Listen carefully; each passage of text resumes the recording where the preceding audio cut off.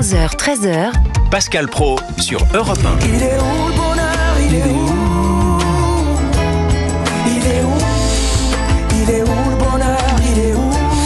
Bonjour Monsieur le Joyeux. Bonjour Monsieur Praud. Ça fait plaisir de vous entendre. J'aime bien quand vous quand vous venez nous voir. C'est la journée internationale du bonheur. Êtes-vous heureux? La question n'est pas évidente avec toutes ces actualités anxiogènes.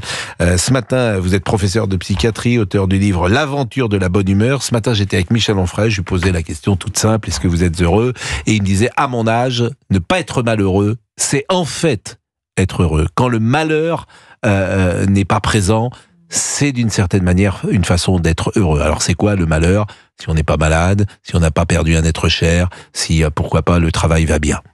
Ah mais je suis complètement d'accord avec ça. En plus, les médecins, vous savez, on vient rarement nous voir en nous disant je suis heureux. C'est rarement un motif de consultation. Je ne sais pas des gens qui font la queue en consultation en disant je suis heureux ou je suis pas assez heureux. Il y avait un chirurgien du siècle dernier qui disait la santé, c'est la vie dans le silence des organes. C'est-à-dire quand un organe ne parle pas, quand on ne se rend pas compte de son existence, c'est qu'il est en bonne santé. On ne sait pas définir finalement bien ce qu'est la santé psychique autrement que de se dire on n'est pas malade, on n'est pas anxieux, on n'est pas déprimé, en se rappelant quand même que ces maladies-là existent, sont fréquentes, doivent être reconnues et traitées. Mais si on réfléchit vraiment au bonheur, celui qui est sensible, celui qui s'intéresse aux autres, celui qui est en empathie avec les uns et les autres, il est plus malheureux que celui qui est égoïste et qui ne s'intéresse qu'à lui-même. Parce qu'il souffre parce qu'il prend en compte l'autre, il prend en compte que tout le monde ne va pas bien, il ne pense pas qu'à lui. Oui, ce que vous pointez là, c'est toute la différence entre l'émotion et la maladie. Moi, j'ai tendance à penser que quelqu'un qui ressent des émotions va plutôt bien. Il y a un joli livre d'Albert Camus, L'étranger, qui commence par « Ce matin, ma mère est morte ». Maman est morte. Maman est morte. Je suis face à un Camusien, j'en suis voilà. Aujourd'hui, maman est morte. Aujourd'hui, maman est morte. Ce matin, Pardon. Aujourd'hui, maman est morte. Ou peut-être hier. Et la maladie de l'étranger n'est pas d'éprouver du deuil. Oui. Le ressenti du deuil est quelque chose de complètement normal.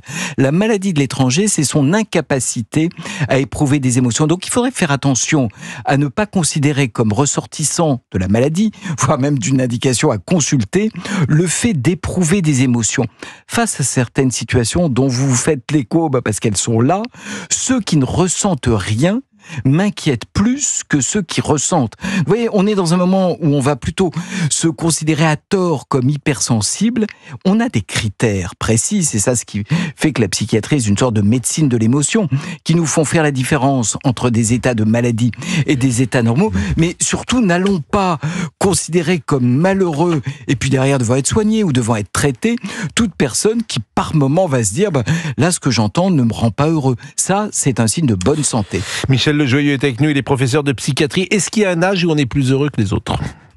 En tout cas, si je reviens, pas sur le bonheur, mais quand on est enfant, on est plus heureux? Peut-être différemment. En tout cas, ce qu'on sait en termes de maladies dépressives, c'est qu'il y a quand même des pics de dépression. Chez les adolescents, l'inscription dans une société qu'ils n'ont pas forcément choisie, où les choses sont difficiles, c'est un moment de dépression. On mesure aussi à quel point les personnes âgées sont souvent les grands oubliés voilà, on veut être en plein bonheur quand on est actif, quand on va être beaucoup plus isolé et plus l'âge va venir, et si on n'a pas été capable de mettre en place un tissu relationnel, des activités, là aussi ce sont des moments de vulnérabilité. Évidemment, mais lorsqu'on a 80 ans, 85 ans, 90 ans, si on est un peu malade, si on est un peu fragile, si on est un peu fatigué, si on est éloigné de ce qui faisait le sel de la vie, peut-être y a-t-il une forme de tristesse. On va tous parfois dans des EHPAD et on voit ces gens qui sont en train de déjeuner parfois, qui ne disent pas un mot, et il y a une forme de tristesse qu'on ressent immédiatement. Mais quel que soit l'âge, il faut quand même accepter l'idée qu'il y a quelques petits signes très simples que j'ai envie de repartager avec vous, qui sont des cas où il faut s'inquiéter. Tant qu'on est un peu malheureux, tant qu'on dit qu'on est malheureux, c'est qu'on a envie d'autre chose. J'allais dire, c'est plutôt rassurant quand vous dites « je suis malheureux ». Je suis le mal-aimé. Quand on a une perte d'envie, c'est-à-dire qu'en plus de son malheur, on n'a pas envie de changer. Quand on a une perte d'estime de soi, c'est-à-dire qu'en plus de son malheur, on s'accuse de son malheur. Quand on a une perte d'énergie, c'est-à-dire qu'en plus on n'a pas envie de se bagarrer contre son malheur, là il va falloir s'interroger et quand même être capable, au-delà des grands débats philosophico-sociétaux, peut-être de demander l'avis d'un médecin. Alors, comment qualifier un homme, par exemple, qui ferait une opération capillaire pour que ses cheveux repoussent parce que il a cette envie, ce désir-là? Comment le psychiatre que vous êtes qualifierait ou verrait comme un symptôme de vitalité? Absolument, c'est un symptôme de vitalité. Je pense que j'en ai un pas loin que je trouve totalement normal et adapté. Voilà. Merci beaucoup. Heureusement qu'on a... Non, mais évidemment, tant qu'on a des envies, vous savez, tant qu'on trouve... C'est pourquoi je fais la passerelle. Ah, Bon, l'amour, évidemment, l'amour rend heureux. Oui, ou tant qu'on trouve qu'on n'est pas assez aimé, que les autres ne s'intéressent pas assez à vous, c'est bon signe. Vous voyez, le jour où vous trouvez qu'on vous aime trop, que vous ne méritez pas autant d'amour, là, il faut s'inquiéter parce qu'on a une perte de l'estime de soi. Ah bon? Ouais. Je vais réfléchir à ce que vous me dites. Tant qu'on trouve qu'on n'est pas assez payé, que par rapport à ce qu'on fait, on n'est pas assez payé. Oui, mais ça c'est commun, tout le monde trouve qu'il n'est pas assez payé. C'est bon signe, c'est qu'on a une estime de soi suffisante. Vous aussi? Non mais oui, vous avez le droit. Non, mais Le tout le jour monde trouve qu'il où n'est... vous trouvez que vous ne méritez pas les attentions des autres, là, il faut s'interroger sur la présence d'une dépression. Oui, alors parfois, vous savez, c'est les hommes racontent ça. J'ai parfois entendu ça lorsqu'ils veulent se séparer d'une jeune femme et qu'ils ne savent pas comment faire. Ils disent: je t'assure, je ne te mérite pas. Tu es trop bien pour moi. Moi, j'ai entendu ça. Ces arguments qui n'en sont pas. Voilà, tu es tellement mieux que moi. Je t'assure, je ne souhaite pas vraiment. Je ne te mérite pas. Oh, Oui. je vous en prie. C'est pas un témoignage personnel, ça. Pas du tout, pas du tout. Mais ça, c'est une posture. Il n'en croit pas un mot. Le jour où il le croit vraiment, il faut quand même s'inquiéter. Bon, et alors, est-ce qu'il y a des trucs pour être heureux? Par exemple, il y a des gens qui sont en train de nous écouter, là, ils vont peut-être pas bien, ils ont perdu l'estime d'eux-mêmes. Est-ce que vous avez un truc? Peut-être, d'abord, est-ce qu'il faut aller voir quelqu'un? Pas quelqu'un, vous savez, oui, mais c'est ce qu'on dit toujours, je vais voir quelqu'un. Non, on commence par un médecin. Quand on a perte d'envie, perte d'estime de soi, perte d'énergie, on commence par le médecin généraliste. Alors, avant d'aller voir des gens très, très compliqués. Quand on n'a pas tout ça, on va se dire deux choses simples. Plutôt qu'un grand bonheur dont on ne sait pas trop ce que c'est, on peut mettre dans sa vie des petites expériences de bonheur. Plutôt qu'une attente d'un bonheur qui va arriver un jour, mais on ne sait pas trop quand, on peut demander des bonheurs immédiats. Et puis il y a des choses dont on sait que ça va rendre heureux. Moi je n'arrête pas à la fois de les prescrire, de les raconter. L'activité physique, ça rend heureux. Le mouvement rend heureux. Il y a des tas d'études qui montrent que le niveau de bonheur augmente après simplement un quart d'heure ou une demi-heure d'activité physique. Et puis, donner un peu du sens à sa vie, savoir qui on respecte, quelle cause nous anime, quelles valeurs nous animent, ça c'est aussi des choses. Alors moi, il y a une qui cause vont contribuer à être heureux. Il y a une cause qui m'anime fortement. Le vendredi, c'est l'euro-million. Et demain, il y a 190 millions. Est-ce que vous pensez que l'argent fait le bonheur, monsieur Le Joyeux? Alors, c'était la phrase de Jules Renard qui était merveilleuse. L'argent ne fait pas le bonheur, rendez-le. Vous voyez, c'est toujours évidemment que manquer d'argent contribue à une précarité. Ce serait vraiment absurde que de dire que manquer d'argent rend heureux. Mais par contre, la quête permanente d'argent, c'était Spinoza qui disait il y a des passions tristes. Oui. Dans une des passions tristes, c'est la quête permanente d'argent qui est associée à un sentiment de pauvreté. Mais bien sûr. C'est plus le sentiment de richesse que la richesse, au-delà, bien sûr, d'un seuil où on n'est pas en précarité. Bon, qu'est-ce qui vous rend heureux? Ma vie. Je suis heureuse dans ma vie. Ma vie. Non, mais tout. Vie. Pardon. Qu'est-ce qui vous rend heureux, cher Laurent Tessier? Alors moi, c'est Olivier Guénet. Ce qui me rend heureux, c'est qu'on se souvient de mon prénom, déjà.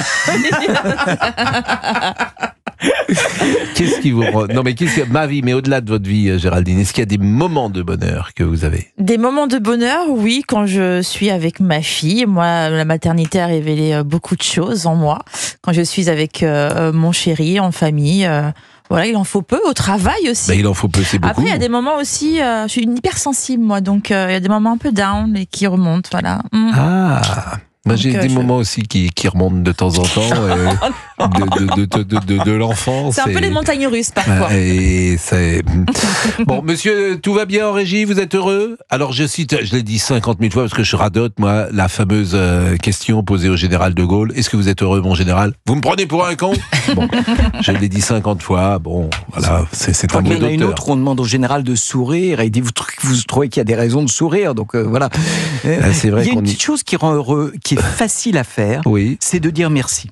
Ah. De trouver. Eh ben merci, justement, on est en retard. Monsieur le Joyeux. Mais vous avez raison. Non mais je vous coupe, mais c'est vrai que vous avez raison, faut dire Vous merci. voyez, Ouais. c'est souvent très intimidant de dire merci. Souvent, Alors, on n'ose pas le dire. Oui. Exprimer sa gratitude va aussi être quelque Alors je vais vous chose. dire, il y a Michel Drucker, il doit être très heureux Eh ben, parce que ça fait 50 ans. j'imagine. Merci, magnifique, merci à tous ceux qui nous ont écoutés. Mais vous, qu'est-ce qui vous rend heureux, Pascal? Qu'est-ce qui me rend heureux quand les autres le sont?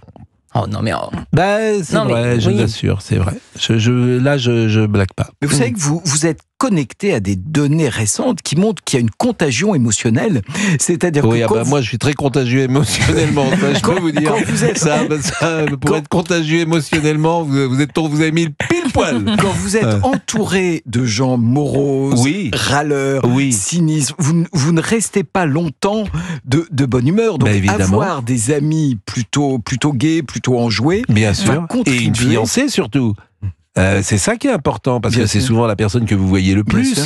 Donc si vous êtes avec quelqu'un de déprimé qui va mal tout le temps, ça contamine. Mais si vous êtes avec une personne qui est pleine de vie, forcément ça contamine aussi. Vous savez, il y a une très belle phrase de Montaigne qui dit Oui. on a le droit d'être triste, mais on n'a pas le droit d'aimer sa tristesse. Il ne faut pas s'installer dans une on tristesse. on aime parfois sa mélancolie. Vous avez Ouais, raison. mais c'est un peu dangereux ça. 24 heures ça peut aller. 24 heures, mais On au-delà, a le droit à 24 heures. au-delà, vous ennuyez tout le monde quand même. Hein. Oui, mais c'est pas mal d'ennuyer les autres de temps en temps aussi, parce qu'ils nous ennuient tellement que c'est bien de leur rendre l'appareil de temps en temps. Non, mais c'est vrai que souvent, vous avez des enfants, monsieur le Joyeux.